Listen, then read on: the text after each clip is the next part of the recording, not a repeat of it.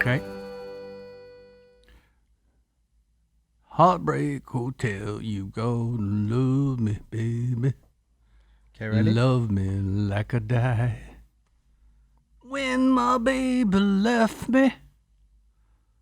So I should have played Elvis. It was a good movie. It was long. I fell asleep twice. Oh, you saw it? Well, I saw part of it. I feel like, that movie had or his career had so many different, I mean, even though it was short, or he died young, it went through so many different ups and downs that it was probably hard to capture all that in a movie. I just think the movie is there to sell the movie. It's to sell attendance. So I don't know if all that stuff is true. That's the problem I have with movies. I'm sure it's not 100% true, but I bet you 60% is true. like what parts are true? That's the point. Who knows? Like all the behind the scenes stories and stuff. You Yeah. mean? So, I didn't know that he was so influenced by that he grew up in a black community. so even that you don't know. You know, I'm sure he did, but like to how? what degree? It's like Blindside. You know that side, Blindside? Yeah, that movie. You see all the stuff coming out now? What? He's saying that story was totally false. Really? It was made up. That's the point. What do you mean? The black guy. Yeah, Michael Orr. Yeah, he's like this. Look it up. Look what he has to say. Really? Yeah. So it's all dramatized. And it was inaccurate. That's the point. And the Lakers show, you said, is inaccurate. The what? The Lakers show, Winning Time. Well, that's what they say. I was a huge fan of that. Oh, good. Thank you for sharing. All right. So welcome back to Chuck Furuya Uncorked. So laying out the what we're going to talk about this episode, let's recap the Loire Valley. And let's deep dive a little bit more because the last one was just an intro. Right. We'll talk about that. We'll taste 4 wines from different regions of Loire Valley. And then we'll also, the Bordeaux wines are over there, but we'll prelude the Bordeaux episode. Okay. Does that sound good? Yeah. Cool. So, after reading about Loire Valley for the past week and a half or so, just geographically, let's start because I have my notes right here. I'm going to be looking at my computer. Also, if I screw anything up, I'm been pretty nervous about recording this because I don't want to sound dumb, Well, okay. So what is the intent of this thing? What is the intent of this episode? To just learn. Exactly. Yeah. So you make a mistake or two, what? Yeah. The point of the story is if you don't venture, no pain, no gain. No pain, no gain. So, the whole thing about this thing, this is not an examination. This is not, We're just you're talking being story. graded. Yeah. We're talking story, and we're trying to get people of your generation interested in the Loire Valley today. Yeah. Cause and effect, geographically, climatically, grape varietally, all these different things, just to want to explore. Mm-hmm. So if that's the intent, we should approach it like that. Yeah. This shouldn't be a wine 101. Yeah. Totally. And you're going to go take an exam next week. That's not what this is about. This is just about getting the viewer perhaps interested and, what's the difference between this wine and this region and this soil and that soil? And, how is it different from New Zealand or, all these things? I thought we did a really good job on episode 1. I think for the viewer, this is going to be an ever evolving thing. So to just kind of go with the flow of what we're trying to do. I had my mom and my sister watch it and we were laughing. And so I think that's a good thing. So, again, I just think it's just talking story. This is not like reading a book. Yeah. So what did you learn? The Loire Valley. Well, first of all, when we're talking about macro of where like a coulee? of where Loire is in France. So it's Central Vineyards is the central most part of France. Yes. And then it's also and then it just kind of meanders. Yes, meanders Yeah. west. But as far as where it is, because when I was looking up maps, all you see is the zoomed in portion of Loire Valley. But now seeing where it is exactly, I think that was a big, thing for me. And again, historically, this is where Joan of Arc did her crusades. Mm-hmm. This is where Cardinal Richelieu chose to have a chateau. This is where Leonardo da Vinci chose to be buried.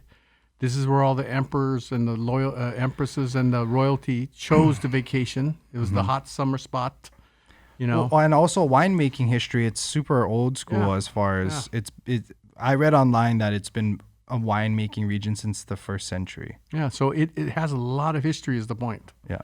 You know, and so they must be doing something right there. Otherwise, it would have petered out. Mm-hmm.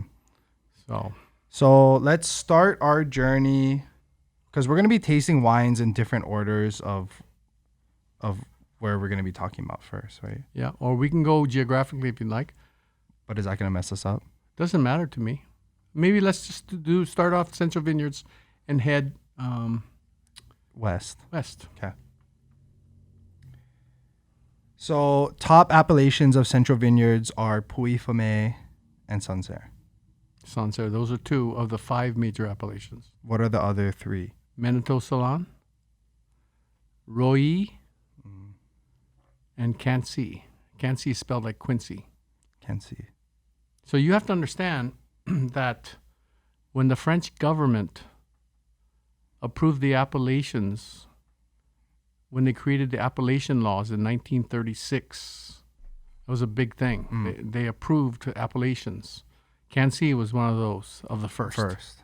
So even though it's not well known to everybody, it was one of the first appellations that was recognized by the French government in 1936. So that shows you that it's been around, but it's also well known, well revered. So, but as far as grape varietals go, so those are the 5 major appellations of the Central Vineyards. Of the Central Vineyards. Yes. Grape varietals. What I read online, like this is the information that I found, so we got to update it. What I read online was that Sancerre and Pouilly-Fumé are predominantly white grape varietals. They're not white grape varieties; they're white appellations. Yeah. Okay.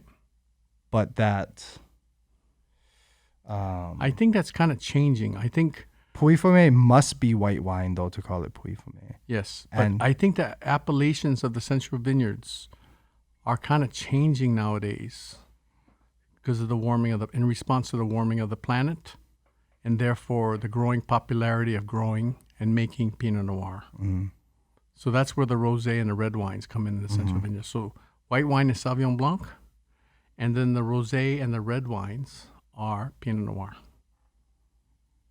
Now there is one other white grape, at least one other white grape that's being grown in the Central Vineyards.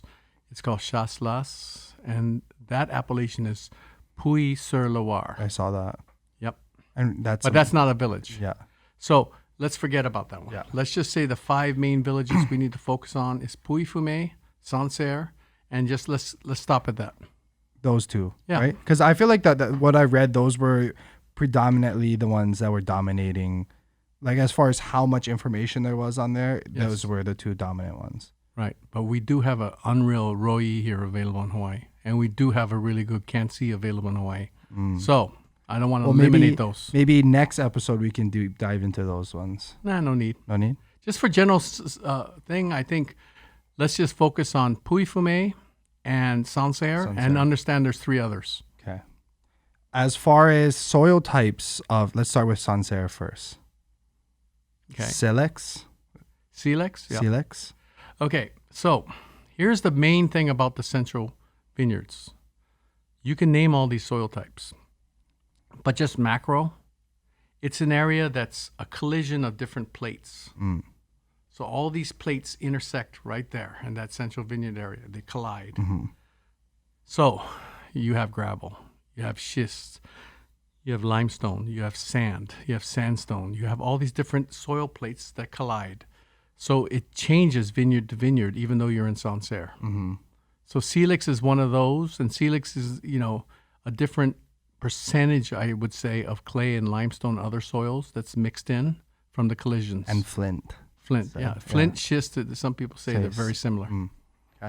Okay, so it's just a collision. So the bottom line is those that have more schist or flint to the soil, they're going to have that more darker, more matchstick, more stony kind of characteristics. And those that have more limestone will be lighter, more ethereal, more cloud-like. So that's why understanding the soil can really help you understanding what to expect in the wine.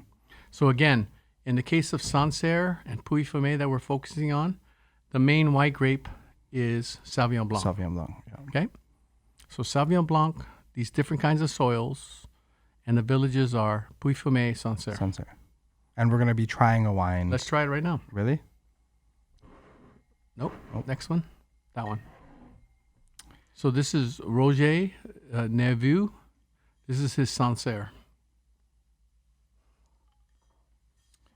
And we already previewed these wines last episode. So hopefully People bought them. people bought them. When my sister was watching last week's episode, she did before we taste this wine I want to get this point out. She did have an interesting point. She was watching it and it made her want to taste these wines that we're tasting. So she asked, where can she get these wines and how, like, and I said that, these are probably seasonal, right? Yep. For This episode, we bought that wine at Artfield Kailua. Yeah. That's where we bought it. I also saw it at Fujioka's in town So it is available. right now, yeah. Yeah. Okay. So we bought that the other day. yeah. So it was at Artfield Kailua. Cool. So, And hey, just what do you smell in the glass?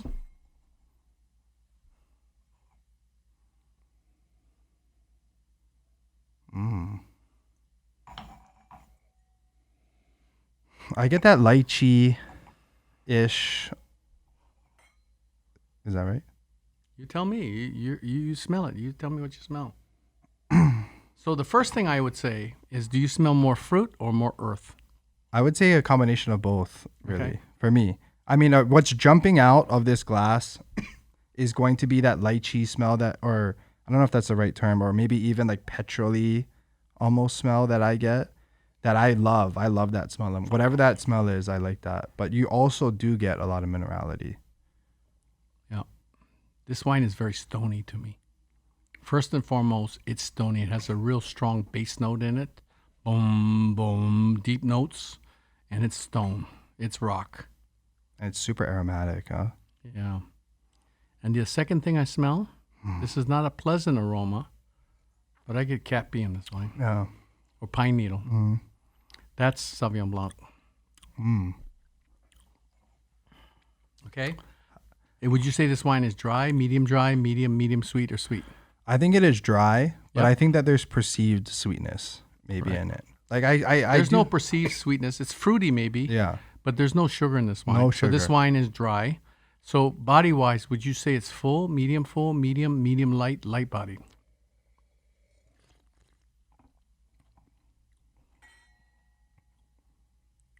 I would say it's medium full, medium body. I would say it's light to medium bodied for me. Okay, what about Has acidity to it. How about the intensity and concentration? Is it high, medium, low, low? I would say medium to medium high. Right, I agree. How about intensity? How about the body of the wine? Oh, we said that already. How about the acidity of the wine? I would say medium to medium high acidity. I think this is medium high acidity. How does this flow on your palate from beginning to end? Seamless. Yep. And how does it finish? Does it finish oaky, alcoholic, or bitter? No. Okay. And it stays on your, like I took a sip maybe 2 minutes ago and it's still there. I love this wine. Yeah, me too. See how effortlessly, it's so intense, but see how effortlessly light it is on the palate? Yeah. It's not heavy at all. It's not glycerin. It's not rich. It's not full bodied. It's just effortlessly light and minerally. The minerality really becomes evident on the palate when you're tasting it. And that's something you don't get from other Sauvignon Blancs from different parts of the world, like New Zealand or California. You don't get this kind of strong minerality like this. So it's this combination of acidity and the minerality that makes it like, it's like, wow. You want to keep going back to this wine. It's got so much complexity just from the minerality to me. I think And wine this is typical of, or these are what wines are going to be like from this appellation? overall, but I mean, This is a gun. this is a gun. Yeah. This is This a is a benchmark. standout. Yeah. This is one that you measure others. You're going to see others won't flow as well as this. You'll see some that are bitter. You'll see some that don't have this kind of intensity, focused intensity like this. So this is a benchmark to measure others by. Like you said, not to poo-poo any other region, but I've never tried a Sauvignon Blanc like this. But it's, I think that's So really another cool. episode, maybe we can try an old world Sauvignon Blanc versus a new world Sauvignon or a Blanc. few examples of something. So as far as where does your mind go to when what do you eat with So this first kind of all, I want to make it clear that, again, this wine is, so just to follow a methodology, this wine is dry to me. It's light to medium embodied. It's got medium high intensity at least. It's got medium high acidity. Medium high acidity at least. Mm-hmm. It flows very evenly and seamlessly from beginning to end, and it finishes unoaky, unalcoholic, unbitter. I get pine needle cat piss kind of aromas. Mm-hmm. I get strong rockiness, stoniness, minerality kind of characteristics. I don't get oak at all. And the minerality joins with the acidity and just makes it very uplifting, high energy, just, lots of vigor, lots of it braces your palate. It's like, it's very refreshing. It's super refreshing. Yep. So that's what, and then again, that's one formula. The second formula, this is 100% Sauvignon Blanc. It's from the village of Sancerre. It's, I would say it's got flint, sandstone, perhaps soils with some clay inside there. This is Roger Neveu, and this is his Sancerre. I think this wine is terrific. And what did we pay in a store? It was under $35, Yes. I remember. I want to go back for more. Yeah, I think this wine is terrific. I think that's a really cool, if you do end up trying these wines with us on this podcast, I think this is a really cool example of what Sauvignon can be. Yes, Sauvignon Blanc I agree. can be. And you asked me what kind of foods. So typically this food is served with, I would say, this area is famous for the crottin, the Chevignon, which is a very famous type of goat cheese. Goat cheese has more pungency and more higher perceived acidity. So goat cheese with salad, goat cheese on toast, things like that, salads, greens, things that incorporate lots of vegetables. I think that's where this wine likes to play. I think you could do it with all kinds of pizzas with fresh herbs on them and stuff, with white sauce, not red sauce, white sauce. I think this will play. I think with shellfish with lots of herbs and stuff, I think this will play. Fish, same thing. Because it's got that aromatics to it. And that herby pine needle kind of characteristic. That's where I would play with this wine. And that acidity, it acts like a squeeze of lemon with seafood, so I think this would play there. Cool. Okay. Next region. So we go from the Sencha vineyards, and then we go to Touraine. Okay. So Touraine is, some of the appellations in Touraine include Jasnière, Vouvray, Cheverny. What else is in there? Chinon Chinon? is in Touraine? Okay. No? I can't remember. I'm pretty sure. Here, wait. Pause while we look this up. Keep talking. I don't know what I do with my phone. I got you.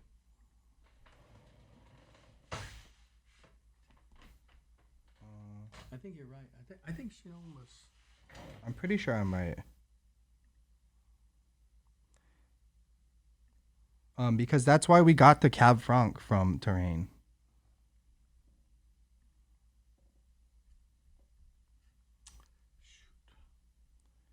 Yep. Chinon. It's Touraine. Yep. Oh, you made me second guess myself. Sorry for the Well, pause. can you delete that? Let's just, like you said, we're talking. So Chinon, how do you say Bourgogne. Bourgogne? And then Saint Nicolas de Bourgogne. Yep. Those are three of the most famous red wine appellations For Cabernet Franc predominantly. in Loire Valley. Yeah. Right. So Chinon is, it wasn't that long ago that red wines from Loire Valley was almost like rosé-like in color. Perhaps dark rosé, but certainly not red wine. And Loire Valley, because of the more marine soils and the cooler climate, it made for more racy reds. So I remember more acid. I remember some famous wine writer saying, well, this Cabernet Franc is not at all like Saint-Emilion in Bordeaux. Well, of course not. It's warmer in Bordeaux.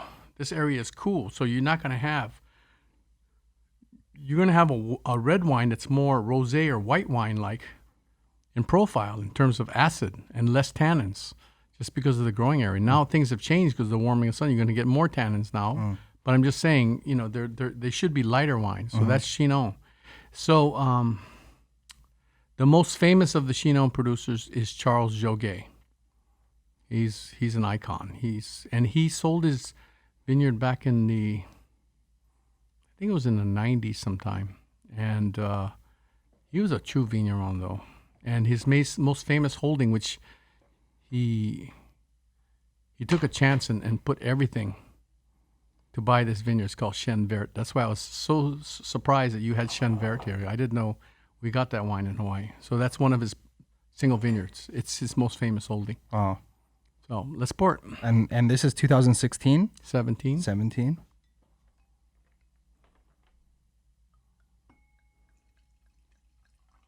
I'm excited to try this. Well, and let's review a little bit too. So Chinon, Bourgogne, and Saint Nicolas de Bourgogne are the three red appellations that you're saying. Three most famous. And then Vouvray is a most famous white. It's one of the more famous white appellations of Touraine. So those are the top four that we're going to focus on. Yes. For this. Yes, region? I think so. Do you want to talk about soils? You can.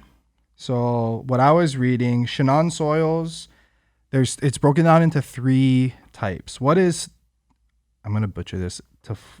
Tuffeau? Tuffeau. Yeah. That's limestone? It's a type of limestone, yep. In this area? Yep. So limestone is kind of Tuffeau is a softer kind of limestone. It's very friable. So if you go to the area, in the old times, the people used to dig caves. Yeah, that's what I read. That's where they would keep their wines. That's where they would live. It's just a very soft limestone, but it's still limestone. It's a type of limestone. So you get minerality. You get high-pitched minerality. Tuffeau is not a fertile soil. So, it's not going to be full-bodied Meager rich. growing area. Yeah. Plus with the temperature. And the other thing... You have clay and alluvial soils as well. So typically on top, you'll have clay and alluvial soils. Alluvial being? Like fertile soils, Yeah. brown soils. It's the bedrock that's important because that's where the roots are going. So that's where the Tuffeau comes into play. All vineyards, you go to Burgundy, everything on top has clay on top. But you go underneath, it's the bedrock. That's why Saxum, look at the bedrock underneath. It's that solid rock. And the way that it's angled too. But that's a different story. I'm just saying underneath is the bedrock is key because that's where the roots are going. Interesting. Okay, so this is Cabernet Franc. So just to let you know, in Touraine, we didn't talk about grapes. Chenin Blanc is very famous, right? Yeah. And the other white grape that there's a little bit of, it's called Sauvignon Blanc. That's where Chevigny is, which is readily available here in Hawaii. The Chevigny, that wine is terrific for the $1. We should have bought that. I didn't even think about it. But Chevigny, Cheverny, Chevigny. And that's Sauvignon Blanc? That's Sauvignon Blanc mainly. There's a little bit of Chardonnay that's allowable, but Chevigny is also located in the Touraine appellation. So those are the appellations I would focus on. I would focus on Chinon, Chevigny for Sauvignon Blanc, Vouvray for Chenin Blanc. And then Bourgogne and Saint Nicolas de Bourgogne. So we're trying this? Yep. So what do you smell here? You smell more fruit? So this is a Cabernet Franc from Chinon, right? 100%. Just to reiterate. Oh, man. Definitely more earth. And the earth becomes even more earthy as it ages. And it's savory smelling, too. Super savory. Super savory. Like roasted chestnuts or something in the background. It's really... Yeah. And I get a jalapeno pepper. Totally. So that's typically what Cabernet Franc is noted for, is jalapeno pepper. Really? Like a jalapeno popper, like cheesy jalapeno thing.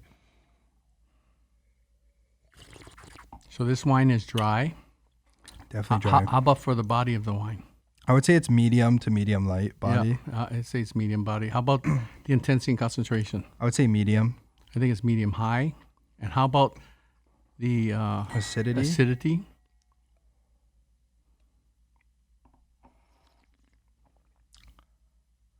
Medium to medium high. Yep, acidity. I agree. How about the tannins?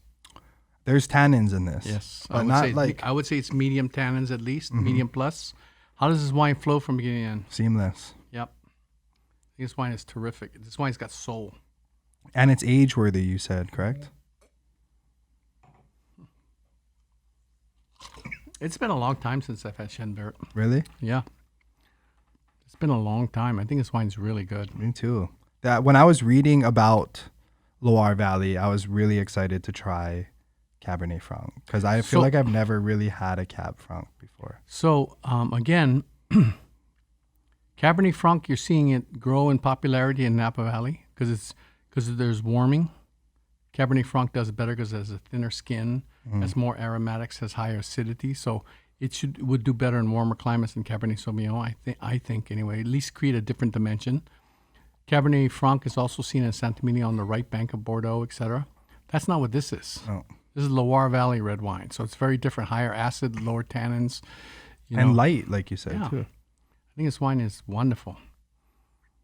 And so this what kind of foods this would play?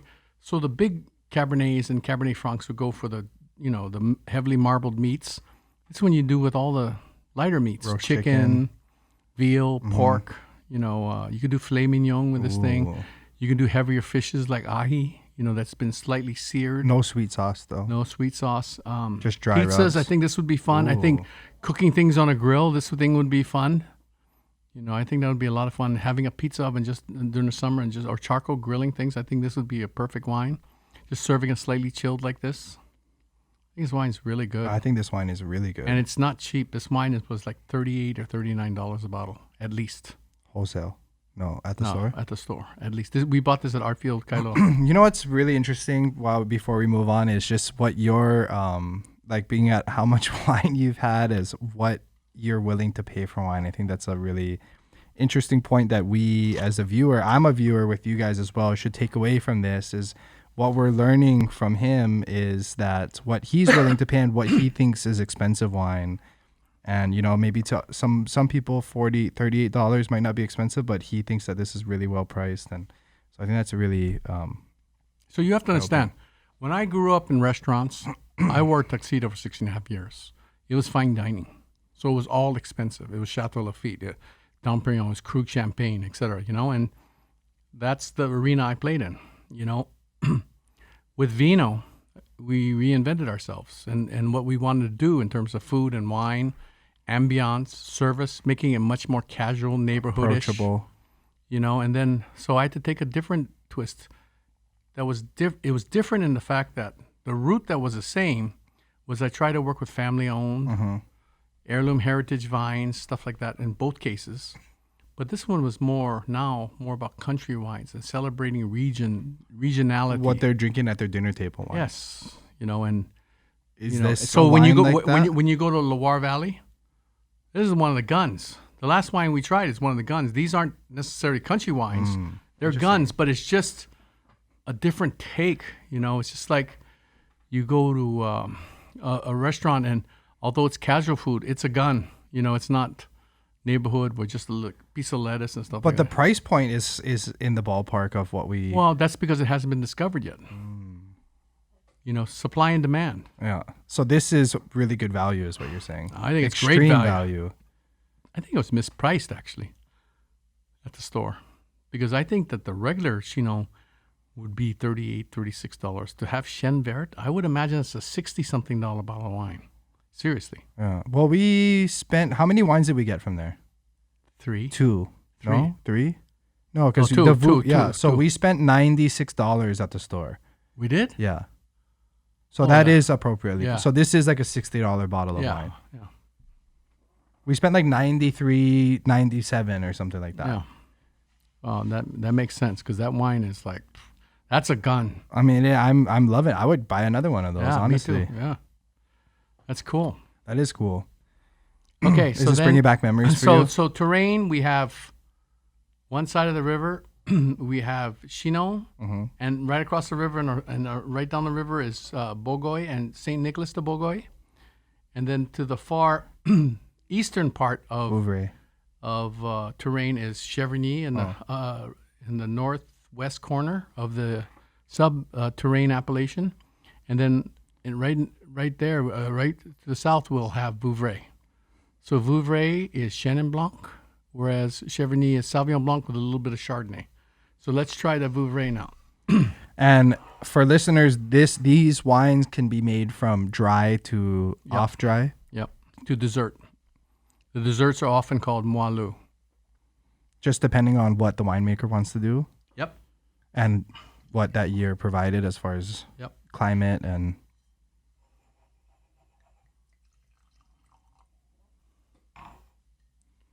So this is Chenin Blanc again. So compared to the Sauvignon Blanc, right, which had a very strong... Go back to the Sauvignon Blanc. Look how strong and minerally rocky that was. Yep. See how strong and aromatic that wine is? I love that wine. Okay, now let's look at the Vouvray. Is it a strong smelling? No. It's much more delicate. Yeah, it's the producer. This producer is famous for such delicate subliminal wines. Champollion? Yep. It's just so pristine, so pure, like an angel, so light and ethereal. Like a cloud almost. Yeah, I love Champollion Vouvray. I think it's one of the world's most interesting white wines. And it's not expensive. Yes, I love Champollion Vouvray. What is they're this the bottle? Cutest couple. In a store, probably 23, really? 24, yeah. Wow, but it's hard to find it? Well, right now. Seasonally. Yeah, it's just, it's in such high demand across the world now. It's been discovered. Really? So there's other Vouvrays like Huet and all these other that are stronger, more powerful, more like that first wine. But it's okay. You know, I think it's good. But to have something like this, especially with food, I think this wine is one of a kind. Like you said, it's to make a light wine that's interesting takes skill. Yes, especially something this delicate. Whew. But this much impact too. I'm getting honey on the nose. Yep, it's honeyed, and it's very limestone. It's very ethereal. It's like honeycomb. Limestone can smell like that. This is total limestone to me, even in the taste. And this is off dry. Yeah, so there is a little bit of sweetness to it. I would say this is medium minus. So it's got a little bit of sweetness to it. I would say body-wise, it's light medium, to medium. I would say intensity, it's got pretty good intensity, at least medium plus. Yeah. Acidity, I think this wine is medium high. Yeah. I think it flows so evenly and seamlessly from beginning to end. It finishes unoaky, unalcoholic, unbitter. I think this wine is like a cloud. I think it's just so light and airy. And the mouthfeel of it too. I think this wine's so beautiful. I think it's so beautiful. I think this wine is so good. And playful with foods, especially in Hawaii's food climate. So, this wine to me, first of all, it's magical with lobster and crab and shellfish. It's meant for lobster to me, that wine right there, and crab. Just raw, just with maybe some lemon, that's it. No butter. You can do butter, but I'm just saying that's where it likes to play. It also has an affinity for lemongrass and kaffir lime without the spice, without the saltiness, but it loves greeny, herby things like that. So fresh herbs and stuff like that. So the goat cheese has onion chive that's been coated with onion chive and stuff, that this wine would play like that. I think this wine does very well with cream and butter sauces. Why?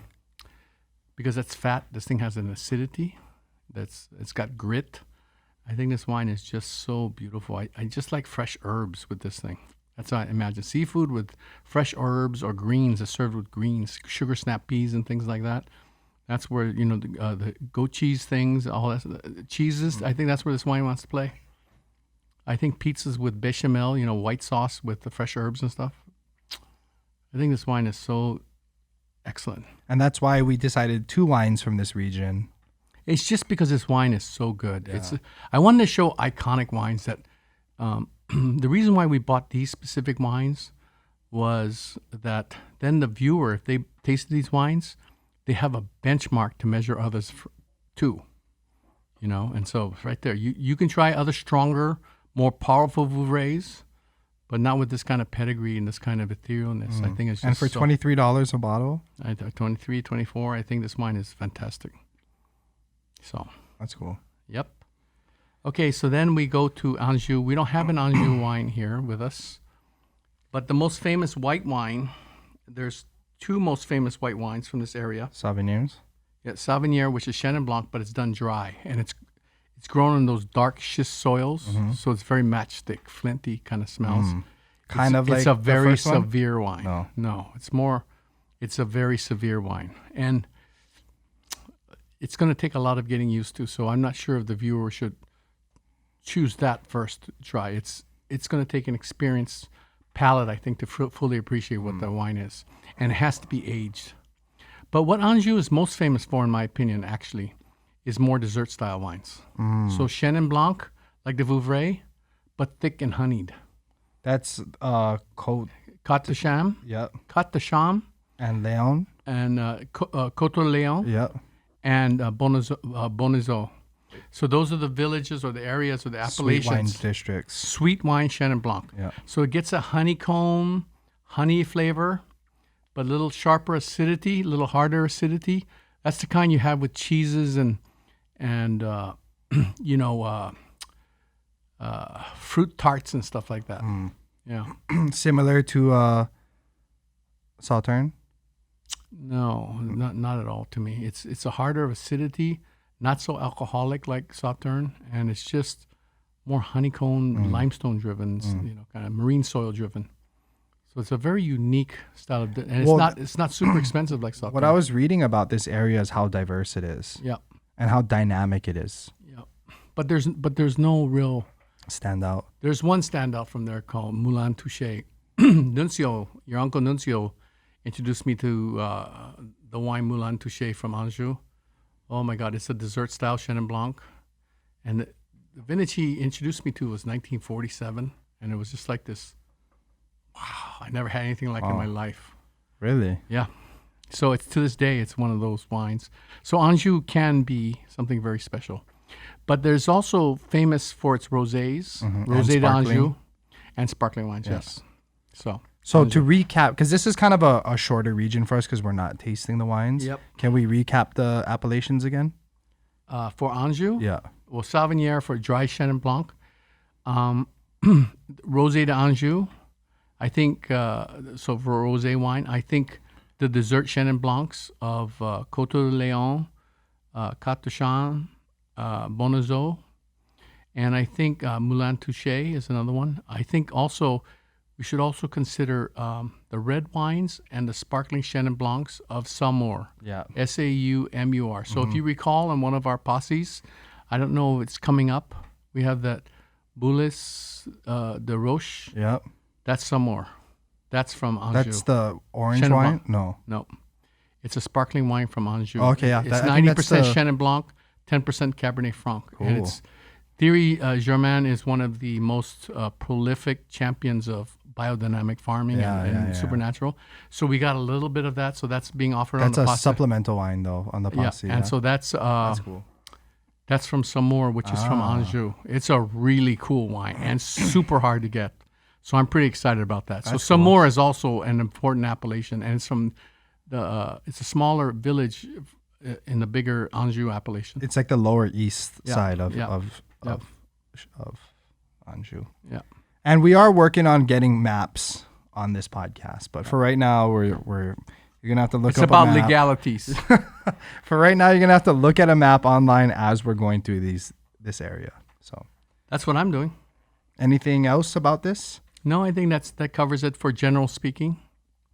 Okay, so let's the Nantes, and that's the westernmost region as the Loire Valley, closer as it empties into the Atlantic Ocean. So it's right on the coast. Yep, and it's very cool, and it's very marine soil. There's fossilized oyster bed shells. There's lots of sand. There's lots of, sea critter, fossilized sea critters all over the place. So, it was so extreme before you couldn't ripen wines too often in the appellation other than the grape variety Muscadet.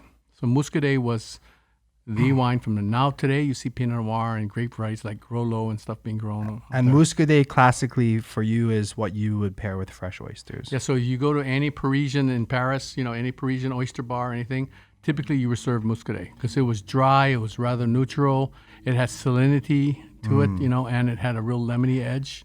And being in Hawaii, it's hard for us to get fresh Muscadets here. And with the warming of the planet, you're saying they're becoming bigger, bolder wines. So this is an example. of a of fresh. a really good Muscadet. If you remember, we did this on one of our wine posses, and it took us forever. Remember how much of a hassle it was to get this wine? So this is from Louis Mettereau. This is Well, before we go into this, let's talk about the appellations here, because this is from the biggest or like the main appellation of Nantes, right? Yes, Which is Muscadet Sève et Main. Sève et Main. Sève et Main. I'm not French, so I'm just Yeah. approximating. But yes, it is the biggest, and this is 100% Muscadet. yes. And you when you smell it, do you smell more fruit or more earth, more marine soils? It's all mineral. Mm-hmm. It's like 100%. You don't smell any fruit, really. Right. It's like severe minerality almost. It's saline. Yeah. It's very salty. So pure, and it's so... It makes you salivate when you taste it. So crisp and refreshing. Yeah, it's got wonderful intensity. It's not heavy. No. It's got wonderful intensity. I would say Medium this is light, body, light yeah. to medium in body. Yeah. I think it's got medium It's got minus acidity. intensity. It's got good acidity. It flows so evenly and seamlessly. I think this wine is terrific. I think this wine is good. I think out of all the four, this would probably be something that you probably have to have a palate for to Well, truly understand. appreciate it. Understand. We're also, first of all, there's two things I want to say about that. First of all, we're having it last. So we're having it after red wine, a prolific red wine, after that world-class Sauvignon Blanc, after that must-have Vouvray, Yeah. and all of a sudden we're pouring the Muscadet. It's not fair, but still, it'd be like eating, a grilled cheese sandwich after you ate a Michelin 3-star restaurant. It's its own being. Yeah. Second thing I want to say about that is this is along the lines of a country wine. The other wines are perhaps more trophy. This is the wine that you eat the food, you gulp the wine. That's Is this all a it is. food wine too? Absolutely. And so to me, what this wine does, think about it. Salinity and lemony acidity. Yeah. Automatic seafood. And so therefore salinity with salt, with the salinity of the fish or the oysters or anything, crab, whatever that's from the ocean, salinity and salinity. And the lemoniness acts like a squeeze of lemon with the food, so it keeps your palate fresh and alive between bites. So which wine is better? How can you say? Not better. No. Okay, so which wine, do you have to be an expert? To me, the majority of people in France, I would say, is drinking more like wines like Muscadet because it's a way of life and they're gulping it with their food. Yeah. That's the intent of that wine. It's also way less expensive than any of these other ones. You could buy 6 bottles of this or 5 bottles of this compared to the Chinon. Yeah. So So it's like that's $12 a bottle? No, in a store, I think it was, how much did we pay, 17? Well, this was 16. part of we had an extra bottle laying around. I'm not too sure. I think it was around there, though, in the store. I can't remember how I saw it at the store. I saw it at Artfield Kailo, so I don't remember what it was. So, $15 to $18 a yeah. bottle. So I'm just saying, so maybe 3 or 4 bottles compared to this, So it's still, let's put in perspective, you Yeah. know. I mean, you can't eat La Mer restaurant Halekulani every night, So once in a while, it's good to eat at Holly Vietnam or something, That's what this is. But yeah, in the best way possible. Yes. Yeah. So that's the Loire Valley. So this is from Nantes, the grape variety is Muscadet, and it's all kinds of marine influenced soil. So as far as appellations in Nantes, it's really this one that you have to know.